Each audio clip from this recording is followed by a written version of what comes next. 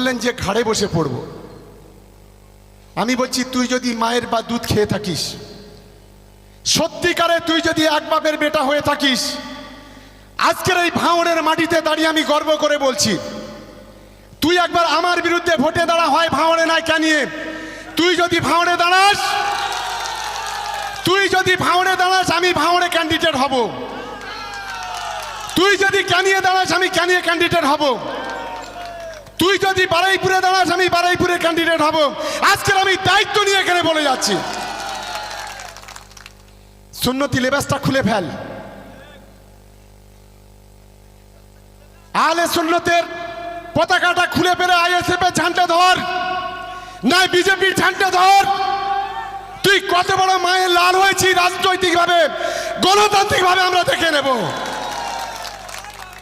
লজ্জা করে না? দাদা হুজুরের নামটাকে এতদিন বিক্রি করে খাচ্ছিলে, এখন নবীজির নামটাও বিক্রি করে খাওয়ার চেষ্টা করছো।